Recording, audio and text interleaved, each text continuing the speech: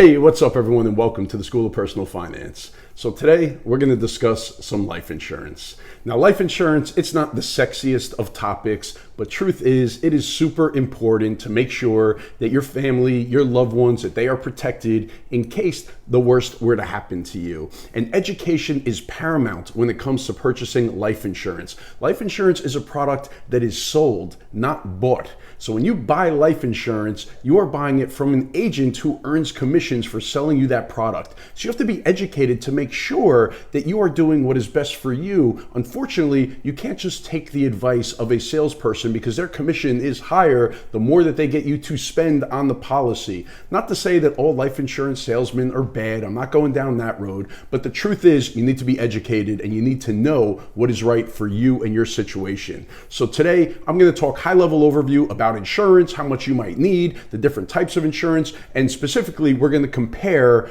term versus whole life or permanent life insurance and the pros and cons of each of those. All right, let's get to it. All right, so real quick, I just wanted to give you a heads up. I'm still working on the personal finance education portal over at schoolofpersonalfinance.com. If you want to head over there, sign up for my email list, I'll push it out to you. I'll let you know once I'm getting ready to launch it. All right, so life insurance. So now whenever I would be talking to a potential client or somebody that I'm working with, and we start talking about life insurance, the first question that I'll always ask them, I will say, if something happens to you, is there anybody that is depending on you financially to survive? In another way, if you were to pass away, is there anybody that would be financially screwed? So do you have a spouse that depends on your income? Do you have kids that are depending on your income to be able to survive in life? And if the answer to that is yes, then you need to have life insurance in order to protect them. It's a non-negotiable. Like if you were to die and you have no life insurance and you have a family that depends on your income, what would they do? Right? They would be devastated emotionally. And then on top of that, you have the financial piece. It's like they would be left in ruins. So buying life insurance, it is a selfless act. It is not something that is going to benefit you while you are living. It is put there to benefit the people that you love in case the worst were to happen to you. All right, so continuing on to the questions that I would be asking somebody or things that you should be thinking about is how much life insurance do you need? Now, there are some rules of thumbs out there and there are calculations like the human life value or 10 to 12 times your salary. I actually did a video on this, how to figure out how much term insurance you need, and I'll put a link down below in the description. All right, and then the next question that I would ask is, how long do you think you need to have life insurance? How long do you need to protect your loved ones if something were to happen to you? And for some people, they might argue that it is a permanent need, that they need it forever. I would argue that it is a temporary need, that there's only a short period in my life. Well, I guess it's not a short period, but there is a specific period in my life where if I were to die, my family would be financially screwed. So I want to protect them during that period. Now, maybe it's when I still have kids in the house, right? When they're going to be going to college one day, when I still have a mortgage, when I'm still bringing in an income. But I would argue that at some point in my life, if I do a good job of saving and investing and paying down debt and becoming financially independent, I will reach a point that I no longer need to have that life insurance in place, where if something were to happen to me, I'm not working anymore, there's no more income that I need to replace, I have enough in assets and I have no debt, where my spouse at that point, my kids would be grown and out of the house, and my spouse at that point wouldn't need the life insurance proceeds because of everything that we've accumulated throughout our life. So at that point, it's what's called self-insured. I wouldn't need to have insurance anymore. Now, some might argue that having a permanent life insurance policy is a better way to go and that you're guaranteeing yourself that you're going to leave money to your loved ones, a specific amount of money, and you don't have to worry about it, and that you're not wasting money by just buying term insurance because odds are you're going to outlive the term policy. So when you die, you will have no life insurance and you would have paid into that policy for all those years. But I disagree with that. I think that you are better off just having the term policy and investing the difference, and we'll talk a little bit more in that as we continue. And then another thing that I just make people aware of, or that you should understand, is that no matter what type of life insurance policy you have, if you have a term policy or if you have a whole life policy or a universal life policy, When you pass away, the death benefit is what is left to your beneficiaries. So with insurance policies, you have a premium, which is the cost of the insurance. So it's how much you have to pay for the actual insurance. And then you have a death benefit, which is the amount that is left to your beneficiaries when you die. And now most insurance policies are going to have a 2-year contestability period, where if you pass away in those first 2 years, say for example, via suicide, then they might have a clause in there that they will not pay out for that. But really for any other reason, any other way of death, it's going to pay out to your beneficiaries. What could happen if you lie on an application and it's still in that contestability period, they might contest it. Like for example, if you say that you are not a smoker and that they find out you are a smoker and you passed away from lung cancer, then they could contest that and try to not pay the insurance proceeds out. All right, so now let's talk about what term life is compared to whole life. So let's start with term. So now term life insurance, it lasts a specific term. So some of the most common terms are a 10-year term, a 20-year term, a 30-year term. You could actually do an annually renewable term where it renews every single year. So term insurance is going to be the lowest cost of insurance. We call it pure insurance. There's no other components to it. There's no savings piece. God forbid your term policy pays out, right? Because that means that you are no longer here with us. So you have to go in with the intention that this is just a cost in your life. The same way you pay for homeowners insurance and hope that you never need it, or car insurance and hope that you never need it. Life insurance, it's the same concept. You pay for it, you hope that you never need it, and there's no cash that's accumulating. There's no other benefits to it. The only benefit is that you're protecting your loved ones if you were to die prematurely. So say for example, and I'll use myself as an example. So when I was 30 years old, right, I had a kid, I had a group life insurance through my employer, but at 30 years old, I decided that I wanted to buy my own individual policy outside of my group insurance through my employer. So I applied for a 30-year term policy for $1 million. So from age 30 to age 60, I have to pay $100 a month every single month to keep that insurance in force. Now there's no cash value, there's no savings component to it. I'm going to get nothing from this life insurance policy if I outlive it, if I live past age 60, which hopefully I will. But if I die within that 30-year period, then no questions asked, the insurance company is going to stroke a tax-free check to my wife, who is my beneficiary on that policy. And now if I were to get sick or if something were to happen, the insurance company can't come back to me and say, listen, we want to raise the premium because you're a higher risk now. We want you to pay more for this policy. They can't do that. The premiums are guaranteed for that 30-year period and they can't cancel it on me. They can't change anything in that policy on me. And then when I was around 35 or 36 years old and we had our second child, I decided that I needed a little bit more life insurance. So my first policy was already in place. I wasn't touching that. So what I did was I applied for another $1 million term policy, but now for a 20-year term. So let's say I was 36 years old when I took that out, so it will last me through age 56. So now between the two policies, I have $2 million of term insurance. If I pass away, then my wife is going to get $2 million tax-free from the insurance company. And now another feature that you could have on the term policy, and I recommend that you get this on your term policy, is convertibility. And what that means is that you could convert the term policy to a permanent policy. So say, for example, your policy is going to expire and you're not in the best of health and you want to have the insurance in place. Like in my example, say that I really wasn't healthy and I might pass away, age 65, age 68. Obviously you don't know when you're going to die, or it would make all these decisions much easier. But if I had that risk and I knew that I couldn't qualify for any new insurance because of my health condition, then I could convert some of my term policy over to a permanent policy. The cost is going to be much more expensive, but I wouldn't have to go through underwriting. I wouldn't have to get approved for it. I could just convert my term into a whole life policy. All right, so now let's talk about whole life. So whole life, it covers you for your whole life, right? So it is a permanent life insurance policy. And when you purchase this policy, you're going to have guarantees. So for example, the premium, the monthly amount that you have to pay into this life insurance policy, it is guaranteed to stay the same throughout the entire time of the policy. And now your death benefit, it is guaranteed. They can't take your death benefit away from you as long as you continue paying the premiums in this insurance policy.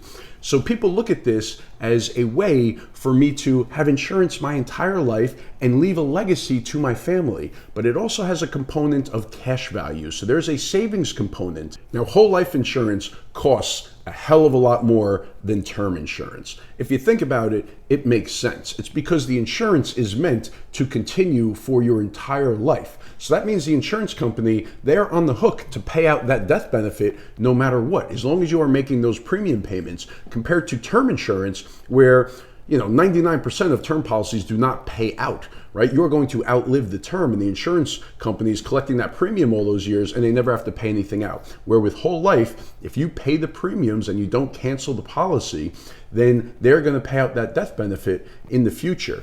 So it's much more expensive than a term policy, right? And in the beginning, you have to pay, much more than the equivalent of term, because what you're doing is you're paying for those later years where the cost of insurance would be so high. So in the early years, when the cost of insurance would actually be very low, you're paying much more into that. And that's what's going into the cash value of this policy to help it to continue to go for your entire life. And just to give a quick comparison of how expensive it really is, like when I was buying my first term policy for $1 million, I was comparing, if I were to buy whole life, how much would that cost me?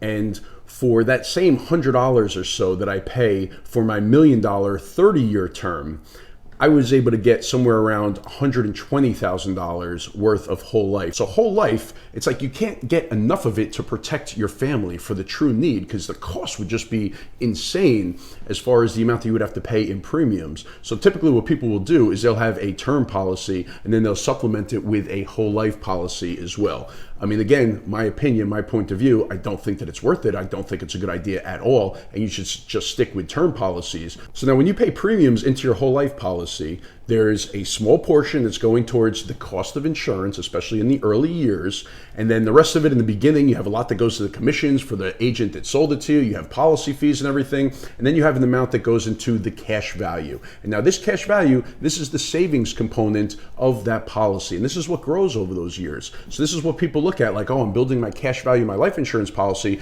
At least I have something to show for this money that I'm dumping into my life insurance. But it's just not worth it at the end. So a typical whole life policy. Now you could structure whole life policies many different ways, and there's so many that I can't even get into it here. But on a typical whole life policy, it might take 15 years or so for you to even just break even. And that means after 15 years, you might have as much in the cash value as far as compared to the premiums that you paid in. So let's say that you've paid in, $30,000 over the 15 years. At that point, your break-even point, that's when your cash value would have also reached $30,000. Now, when people look at it as a savings instrument, what we look at is what's called the internal rate of return, or the rate that you're getting on your cash value, on the premiums that you've paid into this policy.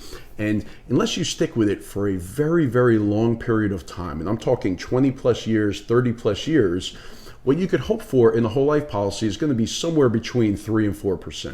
And that's if it's performing well. If you have a policy with what's called a participating insurance company where they pay dividends, so you would have the cash value with a guaranteed interest rate, plus the insurance company is going to pay dividends to the policyholders that you could buy additional insurance and will add to the cash value inside of the policy. But even in the great scenario, if you could earn 3.5 to 4.5% over a very long period of time, then that would be optimal in the whole life policy. So you can't really look at it like an investment. You almost have to look at it like an alternative to a savings account. And the only time where I could even start to think of it making sense is for somebody who's in a situation where they're maxing out all their retirement accounts, they're doing a great job investing, they really don't have any debt, and they're sitting on a ton of cash, and they're looking for other places to sit this cash where they could get, some kind of decent rate of return compared to a comparable savings account, where they might want to, it's called overfunding their life insurance policy to try to grow that cash value.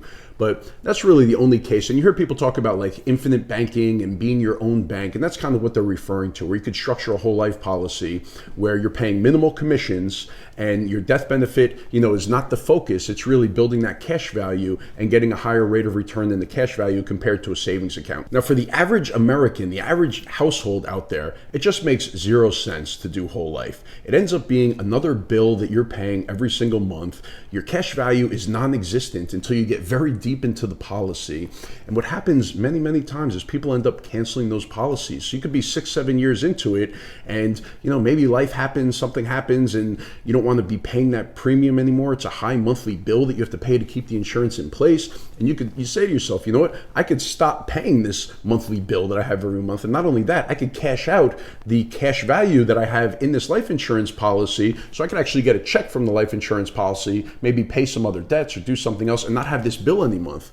And in my experience, it happens much more often than we would like to think it is. Now, some of the other arguments, some of the pros for whole life is that you could borrow against your cash value. It comes out tax-free, that you could take withdrawals from the cash value in retirement, and that'll be tax-free. So when you put money into a whole life policy, you have what's called your cost basis. That's how much money you've put in to this policy. And later on in life, you could take withdrawals. You could take money out of that policy tax-free up to your cost basis. So it's basically like you're taking the money that you put in, you're taking it back out, and it's tax-free because there hasn't been any gains there. But then if you reach a point where you do have gains, then what you could do is you could take loans against those gains. So the loans come out tax-free. The insurance company does charge you interest to borrow your own money. So to say, what they do is they keep your cash value as collateral, and they lend you money from the insurance company, and they might charge you, 4%, 5%, basically to borrow your own money. Another thing with whole life is you could pay into it forever. You could have this big amount of cash value,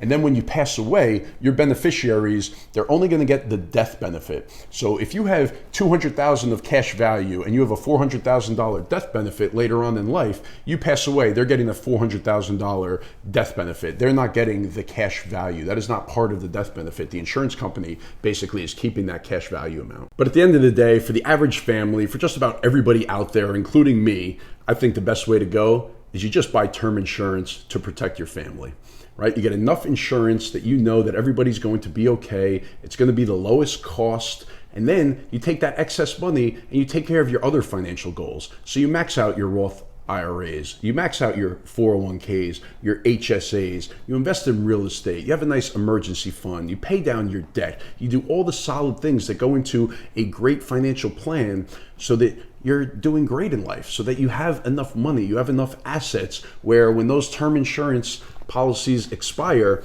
it's just no sweat off your back. You don't even worry about it because you're financially free at that point. And if something were to happen to you, you know that your loved ones are going to be okay. I hope you found this one helpful today. Please make sure to subscribe to the channel if you haven't done so already. Go over to School of Personal Finance, check out what I have going on over there. Please join my mailing list, and I'll see you again in my next video. Thanks.